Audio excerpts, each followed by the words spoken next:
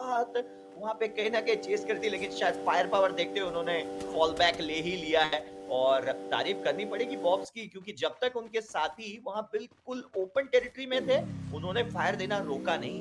कहीं न कहीं सामने वाली टीम को आप ब्लॉक तो शायद गलत शब्दावली हो जाएगी, बट मुझे ऐसा लगता है कहीं न कहीं उलझाए रखा, जिसके चलते जो है सामने वाली टीम इनकी व्हीकल्स को डिस्ट्रॉय नहीं कर पाई। और कोजा! आज तो मुझे लग रहा है कोजा का दिन खराब है। कहीं पे भी जा रहे हैं, उनको पीछे से आकर ही मार पड़ रही है और यहाँ पे आप देख सकते हैं कोरिंथियंस फाइट में एंगेज होते हुए। और कहीं न कहीं इस वक़्त अगर आप देखें वैक के क्रुलिन का भी किला है, गेटाई को उन्होंने कहीं न कहीं ग्रेनेड लॉन्चर से जो है फिनिश कर दिया है। और डैमेज किंग की बात की जाए तो वो नाइक बॉय अब बन चुके हैं और यहाँ पे Buriram United is on trouble in front of वैग। वैग यहाँ पे धावा बोलते हैं, बुरीराम यूनाइटेड पहली बार अनकंफर्टेबल देखे, लेकिन मोशी का जबरदस्त स्नाइप। मोशी ने एक बहुमूल्य नॉक दिलाया। मोशी जब तक टिके हैं तब तक बुरीराम यूनाइटेड को कोई छू नहीं सकता, लेकिन दुनिया का नंबर 1 रशर वसाना वहां पे हो चुके हैं नॉकआउट। और कहीं ना कहीं जोएना के ऊपर अब जिम्मेदारी, कम से कम एक नॉकआउट दिलाना पड़ेगा। यहाँ पे जोएना फंसे हुए हैं। मोशी लॉन्ग रेंज से कवर जरूर दे रहे थे, लेकिन बात नहीं बनी और इसी के साथ जोएना को कहीं ना कहीं नॉकआउट कर दिया गया है। और यहाँ पे बुरीराम यूनाइटेड के पर आसमान में ही कुतर दिए। व्हाट अ कमबैक बाय वैग। पहले मैच में bottom of the table eliminate हुई थी, लेकिन अब उस टीम को एलिमिनेट कर दिया जिन्होंने बूया करा था। कमबैक करो तो ऐसे करो कि 4 लोग खड़े होकर सलामी पेश करें। क्या बात है वैग। सो यहाँ पे फाइट में अगर आप देखें एंगेज हो चुके हैं, सामने खड़ी है फाल्कन्स। दो शक्तिशाली टीमों के बीच में यहाँ पे तगड़ी भिड़ंत स्काइलर का इस्तेमाल किया गया। बुड्सन मुसीबत में पड़ सकते थे।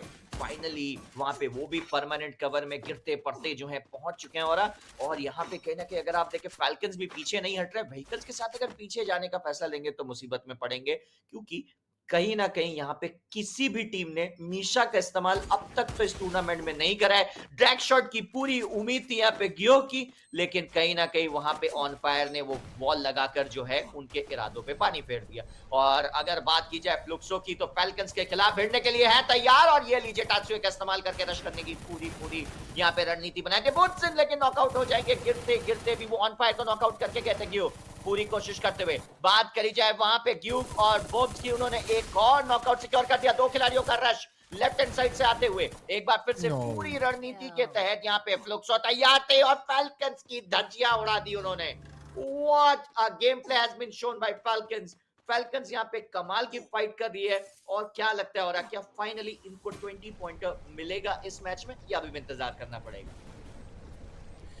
जी हाँ, जी हाँ, जी हाँ। यहाँ पे एक कमाल की फाइट और जिस तरीके से एलिमिनेशन की तरफ भेजा गया, काबिल तारीफ पर हैक यहाँ पे फंस चुके हैं। E1 versus hack. जी हाँ, दो ब्राजीलियन टीम्स के बीच में एक बड़ा क्लैश, पिछले गेम की तरह ही इस बार भी एक क्लैश हमें नजर आने वाला है। देखते हैं कि कौन सी ब्राजीलियन टीम बाजी मारती है। इस टाइम पे E1 एक बड़ी मुसीबत में, जिस तरीके से कोरिंथियंस का हमें एक काफी अच्छा प्ले नजर आ रहा है। जी हाँ, टीम वर्क नजर आ रहा है, वो काबिल तारीफ होने वाला है। विटेन का नेट उनकी तरफ ही चला गया, क्या बात है। विटेन एक बड़ी मुसीबत में, पाव उनके पीछे होने वाले हैं। और दूसरी तरफ अगर आप बात करेंगे तो ट्री के बीच में प्लेयर्स होने वाले हैं, पर फाइनली नाइकी बॉय विटेन 9 को यहाँ पे स्पॉट कर लेंगे। अभी भी यहाँ पे विटेन एक्सपी और साथ में पाव बचे हुए हैं, दो प्लेयर सर्वाइव करेंगे। E1 का गेम डगमगा रहा है, और क्या ये डगमगाहट कितनी देर तक जारी रहेगी। जी हाँ, नाइटो के ऊपर हमला और विटेन को डाउन कर देगा। आखिरी प्लेयर शायद स्केप कर पाएंगे, सवाल बहुत बड़ा बना हुआ, और देखते देखते E1 खत्म हो चुकी है। जी हाँ, ब्राजील की टीम्स आपस में ही भिड़ पड़ी और इसका अंजाम अच्छा नहीं रहा, पर कोरिंथियंस को इस बदले मिल चुके हैं 6 किल्स और अब वो जाएंगे जोन की तरफ। कैंप साइट खाली हो चुका है। BRU जहां उतरी थी वो यहां से एलिमिनेट भी हो चुकी है। उनका एलिमिनेशन दिया था वैग ने, पर देखिए प्लेयर जिसने सबसे ज्यादा एलिमिनेशन लिए वो होने वाले नाइकी बॉय। पर वैग की बात करी, स्क्रीन पे वो आ चुके हैं। BRU का पीछा जिस तरीके से करा उन्होंने, जिस तरीके से उनका एलिमिनेट करा, मैं तो यही कहना चाहूंगा, उनके मन में शायद यही डायलॉग आ रहा होगा कि पीछा नहीं छोड़ूंगा तेरा जब तक है जान, जब तक है जान, जब तक है जान। और जान रहने नहीं दी वहां पे भाई थी भाई। फ्लुक्स तो यहाँ पे अगर आप देखें RRQ के काफी नजदीक पहुंच चुके हैं। और RRQ यहाँ पे पहले से तैयार है। मुझे लगता है ये फ्लुक्सो के लिए गलत रोटेशन साबित होगी और क्योंकि फ्लुक्सो के पास मर्जी उतने वॉल्स हो, हायर टेरिटरी से तो ये सीधा-सीधा हेड लगा सकते हैं और वॉल आपकी ज़्यादा टिकेगी नहीं क्योंकि आजकल हर खिलाड़ी के पास स्काइलर होता है और ग्रेनेड्स के अलावा मेल्टर्स का भी समावेश जब से हुआ था तब से ज़्यादा देर आप टिक नहीं पाएँगे। इस तरीके से बुत्सिन के ऊपर काउंटर अटैक की कोशिश थी। एबे रश करना चाहेंगे और बहुत सही रश लगाया है। ग्यू को नॉकआउट करने में जो है सफल हो चुके हैं और इसी के तहत अगर आप देखें बुत्सिन को भी नॉकआउट कर दिया गया है और यहाँ पे आप देख सकते हैं डूड्स की जो ग्रेनेड लॉन्चर थी वो आग उगली और फ्लुक्सो को एक ही क्षण में यहाँ पे बाहर का रास्ता दिखा दिया। आरा क्यूकाजू ने राइट हैंड साइड से लॉन्च पैड का इस्तेमाल करके तुरंत इस मुकाबले में एंट्री लेगी। अब बीटीआर वैक की जितनी तारीफ की जाए उतनी कम, लेकिन इस वक्त सामने खड़ी है पीस फॉल बैक कर गए। इंटरेस्टिंग, फॉल बैक कर गए, ये मुझे समझ नहीं आया और फॉल बैक भी जिस एंगल पे उन्होंने करा है श्रिंक के बाहर, कहीं ना कहीं डैमेज खाएंगे और पहले से अगर कोई टीम उनका गेट कीप कर रही होगी अगर आइलैंड के अगर आप देखें बिल्कुल नीचे की तरफ तो मुझे लगता है दिक्कतों में पड़ सकते हैं। पीटीआर पूरी कोशिश करते हुए आ रहा है क्यूकाजू के ऊपर रश लगाने की पूरी यहाँ पे मंशा इन्होंने साफ कर दी थी। अटैक ऑल अराउंड की ओर से जंप गॉड और पून गॉड दोनों रश करते हुए स्काइलर का इस्तेमाल किया गया वॉल की और यहाँ पे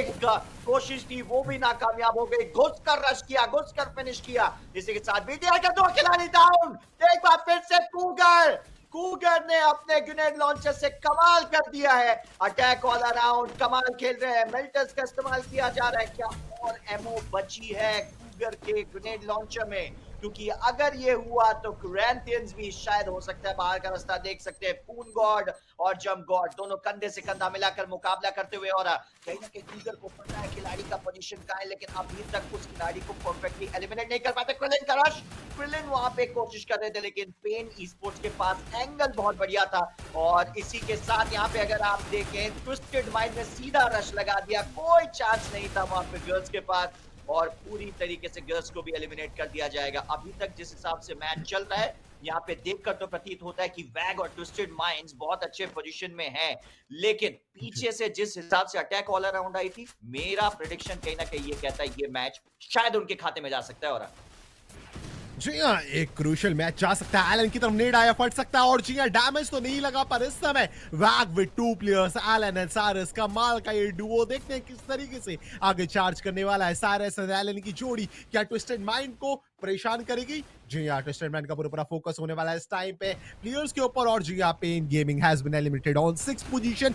14 मिनट्स आर ओवर। अलग इसके साथ अगर बात करेंगे 2v4 की फाइट के अंदर सिमिंग एज अ स्नाइपर काफी ज्यादा क्षति ले चुके हैं। इस टाइम पे एलन पीछे आने का ट्राई कर रहे हैं, उनको स्पॉट कर लिया। साइरस घिर चुके हैं और देखते देखते back to the lobby. 4 teams हमारे सामने बची हुई है, 13 प्लेयर यहाँ पे होने वाले और तो हमारे सामने जो कॉरिंथियंस वो हेड ऑन बैटल ले रहे थे प्लेयर के साथ और इस समय जी हां 3-1 का स्प्लिट होने वाला है। कॉरिंथियंस अपने एक प्लेयर को पीछे बैठा कर खेलवा रही है और अगर हम बात करें दूसरी साइड जंप गॉड के ऊपर हमला वाला उनको डाउन कर देंगे। दूसरी तरफ अगर हम बात करेंगे तो यहाँ पे नैंडो कूगर को डाउन करके फिनिश कर देंगे। पून गॉड बड़ी मुसीबत में और ट्रिपल ए देखते देखते back to the lobby without losing any player. जी हां, टीम कॉरिंथियंस अपना बुयन की तरफ सफर तय करेगी पर यही अगर बात करेंगे तो आरआर क्योंकि आखिरी प्लेयर डट्स को स्पॉट कर लिया है। फाइनली हमें एक शोडाउन फाइट नजर आएगी थाईलैंड वर्सेस ब्राजील और यहाँ पे दोनों की दोनों टीम्स के पास 4-4 प्लेयर होने वाले हैं। जी हाँ, कॉरिंथियंस वर्सेस ट्विस्टेड माइंड की इस फाइट के अंदर देखने वाली बात है दोस्तों, कौन मारेगा बाजी। यहाँ पे एक्सपोजी को डाउन करके आगे चार्ज जरूर करा जाएगा। नैंडो एक्सिस फाइट इस टाइम पे काफी अच्छे से प्ले कर रहे हैं, जिस वे में वो प्ले करके आगे चार्ज कर रहे हैं पूरी टीम को उसको डाल सकते हैं। डायमंड डाउन होते हुए seeming last solo survivors as a sniper play करना पसंद करते हैं पर ग्लू वॉल में फंस चुके हैं। इस टाइम उनका बचना भी नामुमकिन होने वाला है और यहाँ पे कुछ समय के बाद शायद से ये बुया जा सकता है टीम कॉरिंथियंस के खाते में। सिमिंग यहाँ पर नजर आएंगे, नेम